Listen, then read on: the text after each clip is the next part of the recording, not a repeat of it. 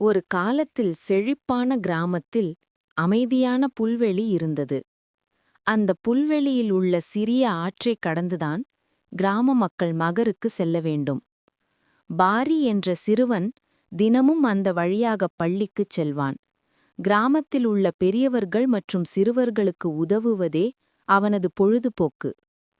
அதே கிராமத்தில் கோபு என்ற செல்வந்தரின் மகன் இருந்தான். அவனும் பாரியுடன் ஒரே பள்ளியில்தான் படித்தான். ஆனால் கோபு மிகவும் இருமாப்புடன் இருப்பான். பிறருக்கு உதவுவதால் எந்த பயனும் இல்லை, எனக்கு தேவையானது என்னிடம் இருக்கிறது என்று கோபு எப்போதும் நினைப்பான். ஒரு நாள் ஆற்று பாலத்தின் அருகே சில வேலைகள் நடந்ததால் ஆற்றைக் கடக்க ஒரு சிறிய பலகையை மட்டும் வைத்திருந்தார்கள். வயதான தாத்தா ஒருவர் தன் தலையில் காய்கறி மூட்டையுடன் தயங்கிக் கொண்டிருந்தார். பாரி உடனே ஓடிச் சென்று அவரது மூட்டையை ஆற்றின் மறுகரைக்கு கொண்டு சென்று வைத்துவிட்டு மீண்டும் வந்து தாத்தாவிற்கு பலகையை தாண்ட உதவினான். சிறு குழந்தைகளை தூக்கிக் கொண்டு பலகையை தாண்டத் தயங்கிய தாய்மார்களுக்கு அவர்களின் பொருள்களை மறுபுறம் எடுத்து வைத்தான். மறுநாள் பலகையில் ஓரத்தில் பிடிமானத்திற்காக இருந்த பழைய கயிறு அறுந்து போகும் நிலையில் இருந்தது. பாரி தன் வீட்டிலிருந்து உறுதியான ஒரு கயிற்றை எடுத்து வந்து தனக்கு தெரிந்த வகையில் அதை பலகையுடன் முடிச்சு போட்டு இறுக்கினான். அவன் பள்ளியில் தாமதமாக சேர்ந்தாலும் அவனது மனதிற்கு சந்தோஷமாக இருந்தது. இதை பார்த்த கோபு பாரியை கேலி செய்தான்.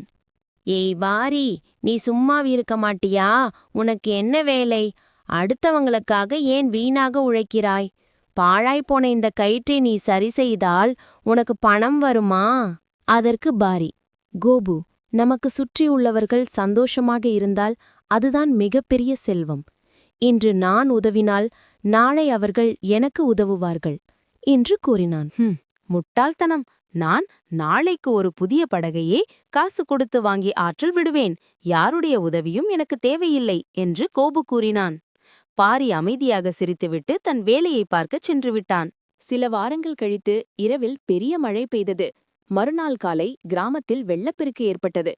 புல்வெளிக்கு அருகில் இருந்த ஆற்றில் தண்ணீர் வேகமாக சென்றதால் கிராமத்தின் மற்ற பகுதி நகருடன் துண்டிக்கப்பட்டது. காலையில் பாரி பள்ளிக்கூடம் போக வழியில் வெள்ளத்தை பார்த்தான். அவன் கயிற்றால் இறுக்கி போட்டிருந்த பலகை மட்டும் ஆற்றின் ஒரு கரையில் உறுதியுடன் பிடித்துக் கொண்டிருந்தது. ஆனால் அந்த பலகையின் நடுவில் இருந்த முக்கிய பிடிமான கயிறு அறுந்துவிட்டது. அப்போது நகருக்கு அவசரமாக செல்ல வேண்டிய கோபு ஓடி வந்தான். வெள்ளத்தைக் கண்டு அவனுக்கு தூக்கி வாரி போட்டது. அவனால் தனியாக அந்த பலகையை கடக்க முடியாது. அவனுடைய விலை உயர்ந்த காலணிகளும் ஆடைகளும் வெள்ளத்தில் நனைந்து விடுமோ என்று பயந்தான். அவனது உதவிக்கு ஆட்கள் யாரும் வரவில்லை. அவனுடைய படகும் வெள்ளத்தில் மூழ்கிப் போயிருந்தது. கடைசியாக அவன் பாரியை பார்த்தான். பாரி, பாரி, எப்படியாவது எனக்கு உதவு. பள்ளியில் இன்று ஒரு முக்கியமான தேர்வு இருக்கிறது.